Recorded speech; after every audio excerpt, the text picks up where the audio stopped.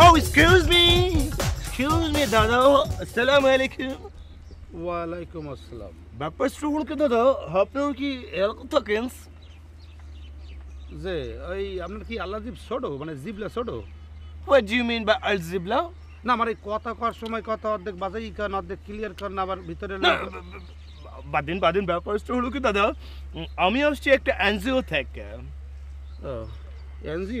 NGO right, you are right. কোথা কোন দিয়া? অ্যাকচুয়ালি এনজিওটা হলো গিয়ে ঢাকা। ইয়া বলেন কি ব্যাপার? বিষয়টা হলো আমি এসেছিলাম স্ন্যাক মানে সাপ এর গবেষণা করার জন্য। হ্যাঁ, সাপের উপর গবেষণা করার জন্য। বিষয়টা হলো মাউসা সাপ, ধরা সাপ, অ্যানাকন্ডা, আজগর, এইসব সাপের উপরে আবার নাগিন সাপ। ও অ্যানাকোন্ডা, অজগর, মাছফুনা। রাইট ধররা। আমি শুনেছি অ্যানাকোন্ডা, ধররা সাপ, এই যে তারপর হলো গিয়ে নাগিন সাপের মাথার উপরে ওই যে মণিমুক্তা পাওয়া যায়।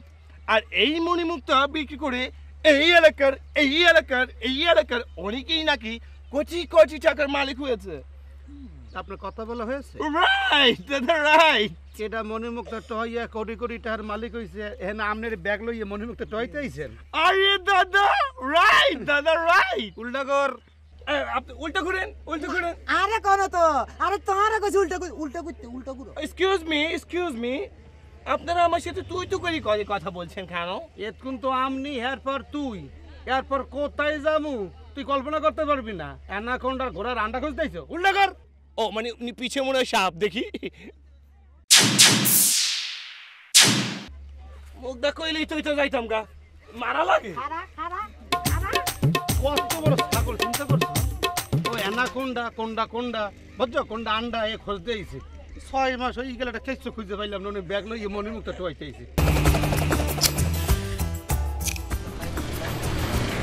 আসেন ভাই, আসেন। ধূমপাই বন্ধুগণ আসেন ভাই, এদিকে না, আপনি লাইনে যান, লাইনে দাঁড়ান। হ্যাঁ, ধূমপাই বন্ধুগণ আসেন, আপনাদের জন্য আমাদের এই ব্যবস্থা। আচ্ছা ভাই, ওই রুমের মধ্যে ম্যাচ লাইট সাইডারি সব ঠিকঠাক মতো আছে তো? সব ফিটফাট আছে, আপনি ভিতরে যান, গেলেই বুঝবেন। হ্যাঁ, থ্যাংক ইউ ভাই, যান আগে ঠান্ডা মান। ভাই ধুমলেটটা কি, এটা তো বুঝলাম না। ধুমলেটটা হচ্ছে আপনার টয়লেটের মতো।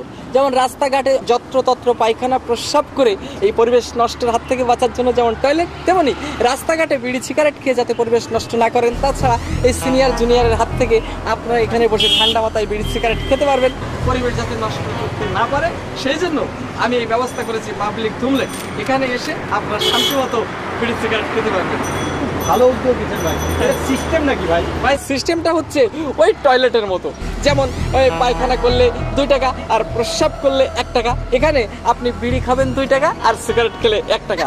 ভাই বিড়ি 2 টাকা, সিগারেট 1 টাকা কে? হ্যাঁ ভাই, এটা তো সহজ কারণ বিড়িতে কেমন একটা ভক গন্ধ আছে না, এর জন্য আমার এই ধুমলেটে একটু বেশি করে স্প্রে মারা লাগে, তাই আর কি। সাথে পাচ্ছেন ম্যাজ, সাইদানি ফ্রি। এই মিয়া, এই পাবলিক ধুমলেটের মধ্যে এত বিশ্রী গন্ধ কেন? ভাইজান, ওই বিভিন্ন লোকে বিড়ি সিগারেট খায় তো। যান, ভিতরে পানি আছে, একটু কুলি করে যান। আচ্ছা ঠিক আছে ভাই, আপনার উদ্যোগটা ভালো, কিন্তু যে অফিস আদালতে যে ঘুষ খায় ওই সিস্টেমটা কি এখানে না 10 টাকা যায় না ভাই?